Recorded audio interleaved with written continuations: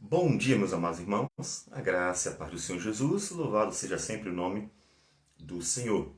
Nós estamos percorrendo a jornada ministerial do Senhor Jesus.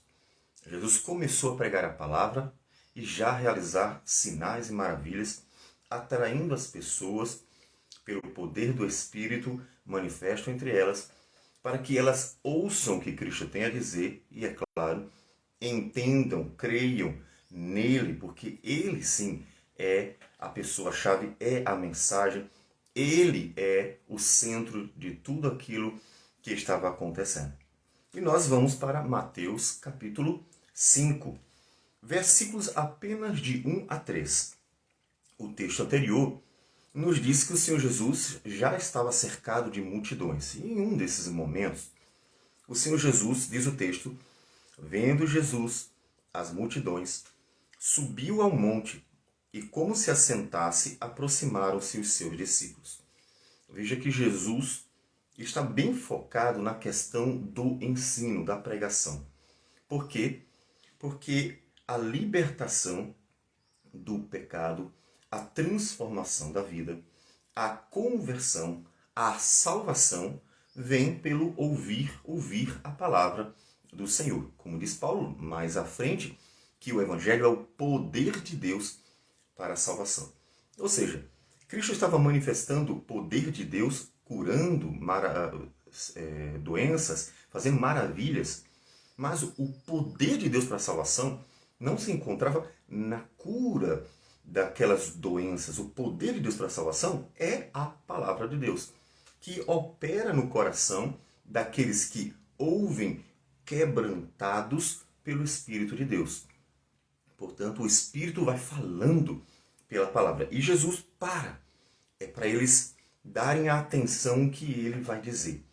Esse sermão, o Sermão do Monte, que vai do capítulo 5 ao capítulo 7, é um sermão que exige a atenção do povo. Ele senta para que todos se aquietem e então ouçam o que ele tem a dizer.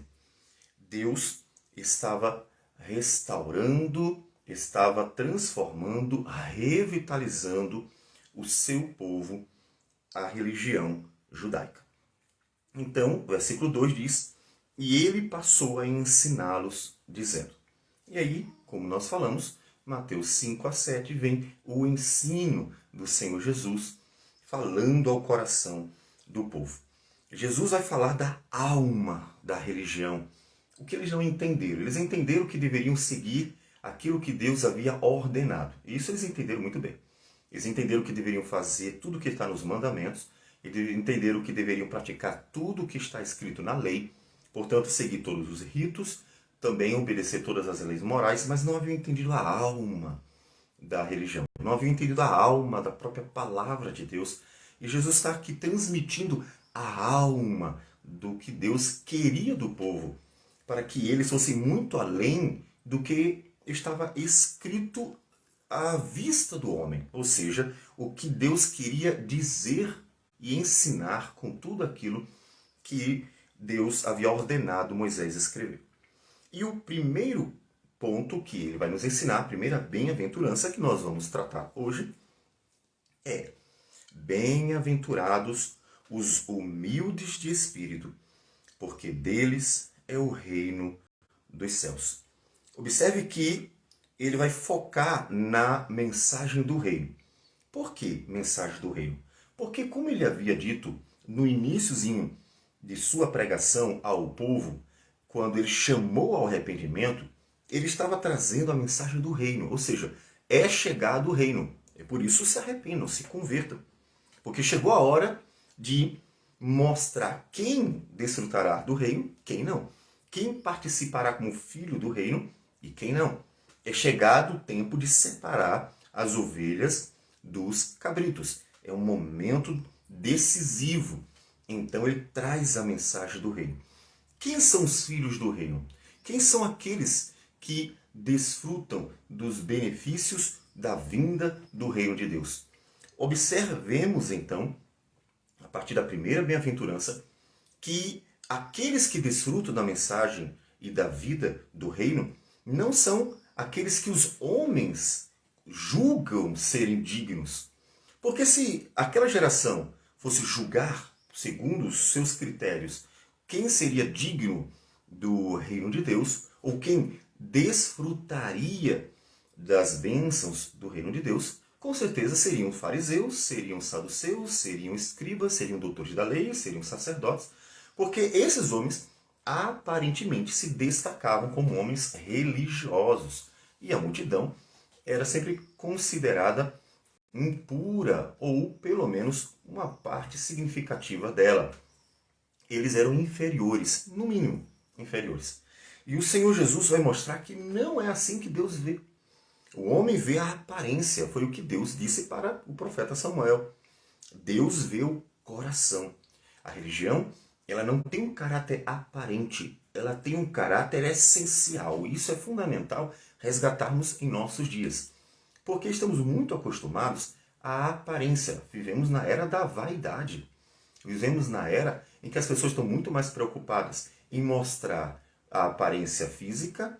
E aí vem, por exemplo, muitas das academias focam na aparência, as pessoas focam nas aparências, ainda que haja uma necessidade da saúde, porque o homem não costuma fazer muito exercício físico em nossos dias, focado em trabalhos de escritório, mas o homem tem focado na aparência. As pessoas também focam muito na aparência do status, ou seja, querem mostrar que tem mais, que pode, que é alguém bem relacionada. Então, as pessoas estão muito preocupadas com o que os outros vão dizer. E nossa geração perdeu a essência das coisas, porque estão muito preocupadas com a aparência de uma forma ou de outra. E elas querem mostrar questões que para elas são importantes, normalmente, e para alguns é uma questão física, para outros é uma questão intelectual, e de uma forma ou de outra elas são focadas numa mera aparência e esquecem que é a essência que é o fundamental. Né? E Jesus disse na primeira bem-aventurança: bem-aventurados os humildes de espírito, porque deles é o reino dos céus. As bem-aventuranças estão bem presentes nas Escrituras. Vamos pegar algumas vezes em que esse termo do grego, claro, vai aparecer no Antigo Testamento, traduzindo, obviamente, um termo hebraico que é a bem-aventurança. E o primeiro momento em que ele aparece significativamente, ainda que antes disso haja um versículo para falar do filho de Lia ou Leia, o texto de Deuteronômio 33, 29 diz: bem-aventurado tu, ó Israel, quem é como tu, um povo salvo pelo Senhor, o escudo do teu socorro e a espada da tua majestade. Por isso os teus inimigos te serão sujeitos, e tu pisarás sobre as suas alturas. Essa é a primeira bem-aventurança que refere-se ao povo do Senhor, aqueles que estão no Senhor, aqueles que são abençoados pelo Senhor, aqueles que desfrutam do cuidado divino, das bênçãos de Deus, daqueles que de fato vivem debaixo da proteção, do cuidado do próprio Deus. Bem-aventurados aqueles que fazem parte desse povo. E aí o livro de Salmos vai ter uma sequência de bem-aventuranças. A começar pelo primeiro salmo: bem-aventurado o homem que não anda segundo o conselho dos ímpios, nem se detém no caminho dos pecadores, nem se assenta na roda dos escarnecedores. E o livro de Salmos ele está repleto de bem-aventuranças que se referem a aqueles que estão andando com o Senhor e, portanto, desfrutam das bênçãos do Senhor. Isso é importante. A relação é estar com o Senhor e, portanto, ser abençoado pelo Senhor. Então, felizes são aqueles em que os olhos de Deus estão o tempo todo direcionados para eles, o tempo todo voltados para eles. Como diz o Salmo 32, versículo 2: bem-aventurado o homem a quem o Senhor não atribui iniquidade e em cujo espírito não há dolo. Ou 33, versículo 12: feliz a nação cujo Deus é o Senhor e o povo que ele escolheu para a sua herança. Então, a bem-aventurança é estar debaixo desse olhar gracioso, bondoso, amoroso, cuidadoso de Deus, direcionando todas as suas bênçãos, como diz Paulo em Romanos capítulo 8, 28, que todas as coisas colaboram para o bem dos que amam a Deus. Então, felizes as pessoas que têm esse olhar de Deus para elas, como um pai que nunca perde de vista o seu filho, está sempre atento, porque ele o ama, e ele cuida, e ele zela, e portanto, ele faz partícipe de suas bênçãos. O que é do pai, é do filho também. E assim Deus abençoa o seu povo. E nessa primeira bem-aventurança, como nós já falamos, bem-aventurados os humildes de espírito, porque deles é o reino dos céus, vem a palavra-chave, ou expressão-chave, humildes de espírito. Então, esses são bem-aventurados. Bom, a palavra aqui, humilde, ela foi melhor, assim, foi colocada desse jeito, porque quando a gente traduz como pobre de espírito, pelo menos na nossa cultura, soa de forma negativa, né? Pobre de espírito parece que é uma pessoa que não tem cultura, que não vê o que é realmente importante. Pobre de espírito tem uma conotação pejorativa, normalmente não é bem vista. Mas a verdade é que a melhor tradução não seria humilde. Para nós, humilde soa melhor. Mas, para dizer exatamente o que o Senhor Jesus quis dizer, a melhor tradução seria pobre de espírito. Por quê? Porque o foco está na palavra pobre. Os pobres na Bíblia. Qual é a ideia do pobre, né? Então vamos ver o que a Bíblia fala sobre o pobre. Nós vamos encontrar em Êxodo 23:11, Deus dando uma ordem. Ele diz assim: mas ao sétimo dia dispensarás e deixarás descansar. É uma questão do trabalho, da terra, para que possa comer os pobres do teu povo, e da sobra como os animais do campo. Assim farás com a tua vinha e com o teu olival. Levítico 19 traz a mesma ideia. Não rebuscarás a tua vinha, nem colherás os bagos caídos da tua vinha. Deixá-lo-ás ao pobre e ao estrangeiro. Eu sou o Senhor vosso Deus. Levítico, ainda no capítulo 23, versículo 22, também nos fala: nem colherás as espigas caídas da tua cega, mas para o pobre e para o estrangeiro a deixarás. Havia uma lei em que aquilo que estivesse sendo colhido da árvore era do dono. De forma alguma, Deus iria lesar o proprietário da propriedade privada. Mas Deus ordenou uma lei para cuidar dos pobres. O que caísse, o que tivesse no chão, era para os pobres. Inclusive, ajudando um irmão com a colheita da ameixa, ele mesmo disse: se cair no chão, se machucar, não tem mais valor para nós. Ela precisa ir completamente inteira. Então, o que cai no chão, Deus deu aos pobres. Então, deixa que eles comam. É como uma esmola dada como ordem de Deus. E eles deveriam obedecer. Então, o pobre é aquele que necessita. Ele tem uma dependência, ele tem uma necessidade e precisa que haja um cuidado. Ele precisa que alguém cuide dele. Por quê? Porque ele se vê, inclusive, como necessitado. A Ruth, quando chegou da terra de Moabe com a sua sogra, foi colher entre os campos aquilo que estava no chão, porque era a lei. Então ela era uma mulher necessitada. Era uma mulher que dependia, que precisava. E ela humildemente e esforçadamente foi trabalhar, ou seja, colher as espigas do chão, colher daquilo que era dado aos pobres. Então Deus tem um cuidado especial com eles. Em 1 Samuel, capítulo 2, versículo 8 diz: levanta o pobre do pó, e desde o monturo exalta o necessitado, para o fazer assentar entre os príncipes, para fazer herdar o trono de glória, porque o do Senhor são os alicerces da terra, e assentou sobre eles o mundo. O cuidado de Deus com aqueles que dependem. Então observe que a palavra pobre aqui é importante porque fala de alguém necessitado, dependente, que se humilha, que precisa do socorro, que precisa de ajuda, que reconhece sua natureza, sua dependência. Observe que mesmo que o rico precise de alguma coisa em algum momento, ou mesmo que o orgulhoso, principalmente, que o orgulhoso precise de ajuda em algum momento, ele terá muita dificuldade de reconhecer a sua necessidade. Por quê? No caso do rico, ele precisa preservar o status.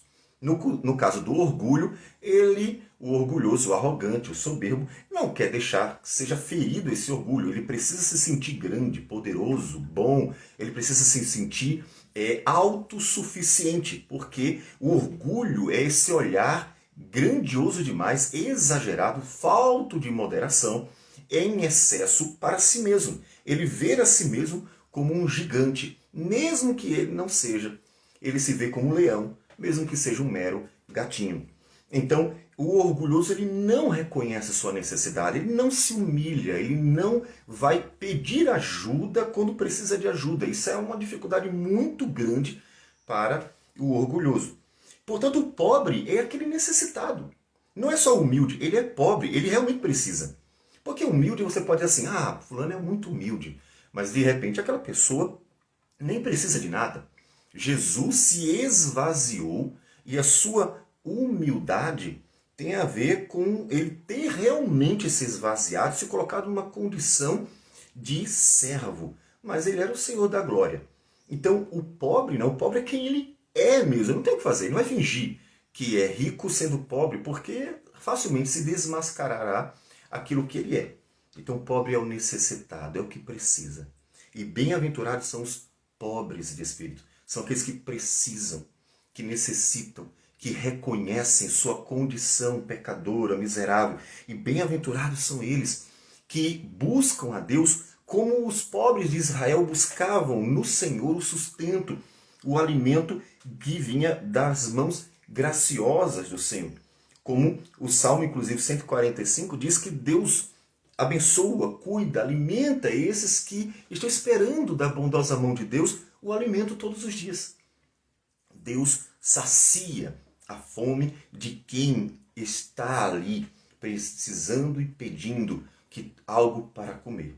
Bem-aventurados são aqueles que reconhecem quem são e a sua plena dependência e necessidade diante do Senhor, porque encontram um Deus que quer saciá-los, um Deus que quer abençoá-los. Já o orgulhoso, ele não precisa de ninguém, não é? Ele não precisa de nada, ele se basta, ele é grande, ele é poderoso, ele é melhor que todo mundo. Então, o orgulhoso, por que iria receber de Deus as bênçãos se ele já se basta? E o pobre, enquanto isso, vai buscando diariamente no Senhor o que ele precisa. Porque ele precisa, ele é pobre. Ele não é só humilde, ele é pobre. Ele precisa dos cuidados do Senhor. Ele precisa do auxílio. Ele precisa de ajuda. E Deus, então, ao vê-lo com as mãos estendidas, clamando, Senhor, dá-me. Como? Muitos dentre as multidões foram para Jesus nessa condição. Senhor, se quiseres, tu podes me curar. Como a mulher que estava com fluxo de sangue, que tocou o Senhor Jesus porque sabia que poderia ser curada por ele. Como a mulher que veio gritando, a mulher que veio pedindo auxílio pela sua filha. E o Senhor Jesus, então, ao ver a sua humilhação, dizendo, mas os cachorrinhos comem das migalhas que caem das mesas dos seus donos. Essas pessoas eram pobres de espírito. Porque elas se viam necessitadas, elas se viam carentes, elas se viam precisando do auxílio, do socorro, do cuidado, da bênção, da misericórdia de Deus. Então essas pessoas iam para encontrar no Senhor aquilo que elas precisavam. Bem-aventurados são eles. Por quê?